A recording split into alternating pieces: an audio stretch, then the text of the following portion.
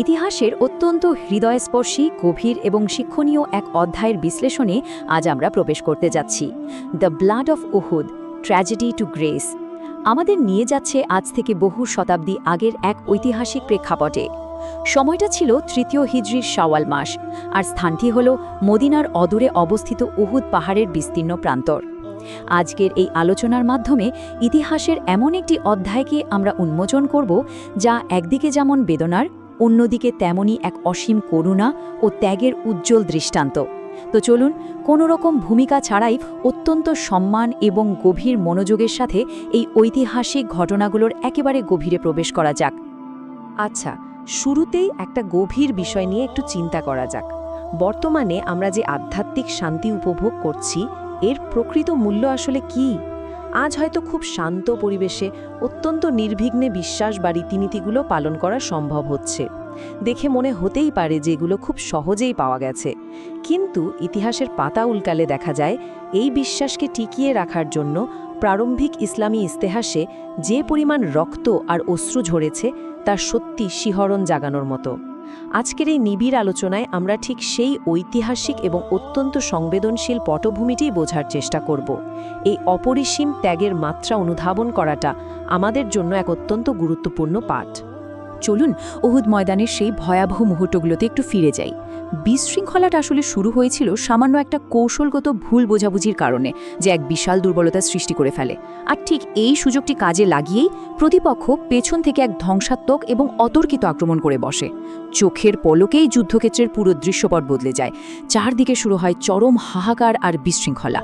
আর এর চেয়েও ভয়াবহ ব্যাপারটি ঘটে এর ঠিক পরে।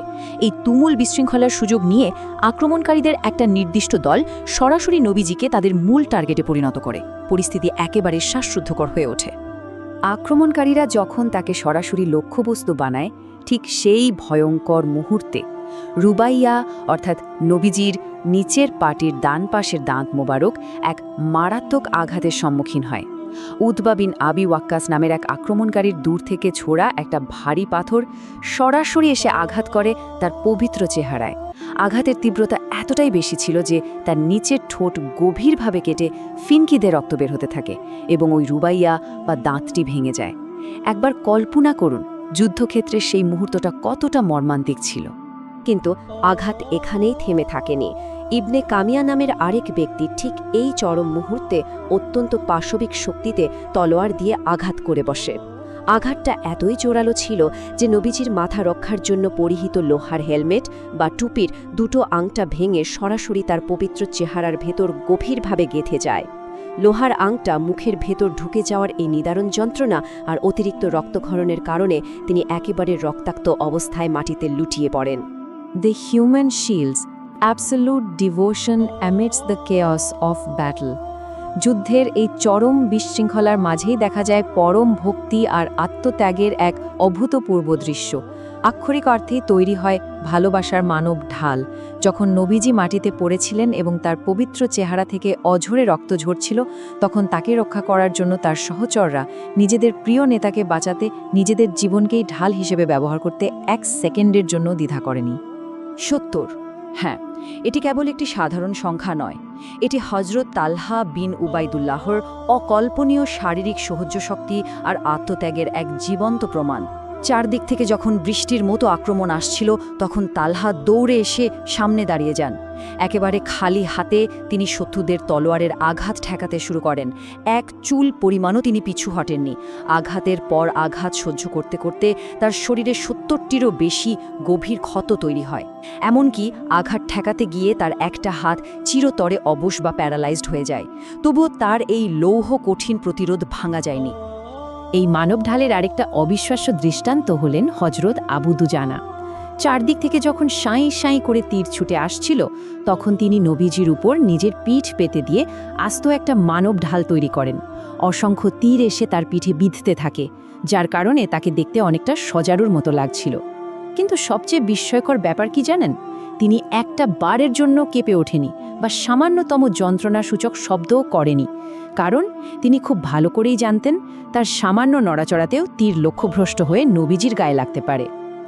এমন চরম আত্মনিয়ন্ত্রণ ইতিহাসের পাতায় সত্যিই বিরল। The cost of devotion, extracting the embedded iron links. ভক্তির যে কি চরম মূল্য হতে পারে তা আমরা এই পরবর্তী ঘটনা প্রবাহে দেখতে পাই। যুদ্ধের চরম ডামাডোল আর কোলাহলের মাঝে ছোট্ট কিন্তু অত্যন্ত উদ্বেগজনক একটা বিরতি আসে। নবীজি তখন মুখে লোহার আংটাগুলো গেঁথে থাকায় নিদারুণ যন্ত্রণায় কষ্ট পাচ্ছেন। এই মর্মান্তিক কষ্ট লাঘব করার জন্য হজরত আবু বাকার এবং হজরত আবু উবায়দা বিন আল জাররাহ দ্রুত ছুটে আসেন। দৃশ্যপটটি এখন যেন একটা রণক্ষেত্র থেকে হঠাৎ এক ইমার্জেন্সি মেডিকেল সিচুয়েশনের রূপ নেয়, যেখানে প্রতিটা সেকেন্ড ছিল ভীষণ মূল্যবান। আবু উবাইদা বুঝতে পেরেছিলেন যে হাত দিয়ে টেনে বের করতে গেলে তার নাবুজির জন্য আরও যন্ত্রণাদায়ক হবে। তাই তিনি অত্যন্ত সাবধানে নিজের দাঁত দিয়ে কামড়ে ধরে প্রথম লোহার আংটাটি বের করে আনার সিদ্ধান্ত নেন। কিন্তু এর জন্য তাকে চরম শারীরিক মূল্য চোকাতে হয়। আংটাটি সজোরে বের হয়ে আসার সাথে সাথে তার নিজের সামনের একটা দাঁত ভেঙে একেবারে উপড়ে চলে আসে। নেতার কষ্ট কমানোর জন্য এটা ছিল এক অসাধারণ কিন্তু ভীষণ যন্ত্রণাদায়ক ক্যালকুলেশন। আচ্ছা, প্রথম দাঁতটি হারানোর এই প্রবল ব্যথার পরও কি আবু উবায়দা থেমে গিয়েছিলেন? একেবারেই না, কারণ মুখের ভেতর তখনও দ্বিতীয় আংটাটি গেঁথেছিল। সেটি বের করার জন্য তিনি আবার নিজের মুখ ব্যবহার করেন এবং দাঁত দিয়ে কামড়ে ধরে টান দেন।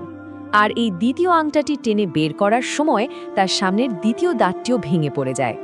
অর্থাৎ নেতাকে যন্ত্রণার হাত থেকে বাঁচাতে গিয়ে তিনি চিরতরে নিজের সামনের দুটি দাঁত হারিয়ে ফেলেন। ধারাবাহিক আত্মত্যাগের এমন নিদর্শন সত্যি অভাবনীয়। Grace amidst the bleeding, a reaction that changed history. রক্তপাতের এই নিদারুণ মুহূর্তের মাঝেই ইতিহাস সাক্ষী হয় এক অভাবনীয় করুণার, এমন এক প্রতিক্রিয়া যা ইতিহাসকেই বদলে দিয়েছিল। পরিস্থিতি তখন অত্যন্ত নাজুক। নবীজির চেহারা রক্তে ভেসে যাচ্ছে। রক্তপাত বন্ধ করার জন্য হজরত আলী পানি ঢালছেন, আর হজরত ফাতেমা একটা চাটাই পুড়িয়ে তার ছাই ক্ষতস্থানে লাগিয়ে রক্ত বন্ধ করার আপ্রাণ চেষ্টা করছেন। ঠিক এই চরম যন্ত্রণার মুহূর্তে যে প্রতিক্রিয়াটি দেখা যায় সেটিই ছিল সবচেয়ে অবিশ্বাস্য। একটু ভেবে দেখুন তো, এমন নির্মম ও অমানবিক আক্রমণের পর যে কারো মনেই তো রাগ বা প্রতিশোধের স্পৃহা জাগাটাই স্বাভাবিক, তাই না? সহচররা অত্যন্ত ব্যথিত হয়ে আক্রমণকারীদের ওপর অভিশাপ দেওয়ার জন্য আকুতি জানাচ্ছিলেন, কিন্তু এর বিপরীতে আমরা দেখতে পাই নবীর এক অতুলনীয় দয়া। প্রতিশোধ বা অভিশাপের বদলে সেখানে জ্বলজ্বল করছে অসীম ক্ষমা আর সঠিক পথ প্রদর্শনের জন্য ঐশ্বরিক প্রার্থনা। এই বৈপরীত্য মানব ইতিহাসের এক অনন্য দৃষ্টান্ত, যা আমাদের সাধারণ মানবিক চিন্তাভাবনাকেও বহুগুণে ছাড়িয়ে যায়। সহিহ মুসলিমের বর্ণনায় আমরা ঠিক সেই পরম ক্ষমার মুহূর্তটি খুঁজে পাই, যেখানে তিনি আকাশের দিকে তাকিয়ে বলছেন, হে আল্লাহ, আমার জাতিকে ক্ষমা করে দিন, কারণ তারা জানে না তারা কি করছে। একবার গভীরভাবে চিন্তা করে দেখুন তো, যারা তার দাঁত ভেঙে দিল, মাথা জখম করল, তাকে এতটা রক্তাক্ত করল, ঠিক সেই চরম যন্ত্রণার মুহূর্তেও তিনি তাদের ধ্বংসের বদলে তাদের জন্যই ক্ষমার প্রার্থনা করেছিলেন। এই অসীম সহনশীলতা আর করুণার বাণী প্রমাণ করে যে তার এই চরিত্রটি ছিল সকল পার্থিব রাগ আর প্রতিশোধের সম্পূর্ণ ঊর্ধ্বে। আমাদের আজকের এই ঐতিহাসিক বিশ্লেষণ একদম শেষ পর্যায়ে চলে এসছে। একটা গভীর এবং চিন্তার উদ্রেককারী প্রশ্ন দিয়ে আজকের মতো শেষ করব। এই যে অপরিসীম ঐতিহাসিক আত্মত্যাগ আর ক্ষমার কথা আমরা জানলাম, বর্তমানে কি সেই ত্যাগের মহান উত্তরাধিকার সত্যিই আমরা সমুন্নত রাখতে পারছি? এত রক্ত আর অটল ভক্তির যে ইতিহাস আজ উন্মোচিত হলো, তা তো কেবল অতীত ঘেঁটে দেখার জন্য নয়, বরং তা আমাদের আধুনিক জীবনে ভক্তি, ক্ষমা এবং মূল্যবোধের এক বিশাল মানদণ্ড।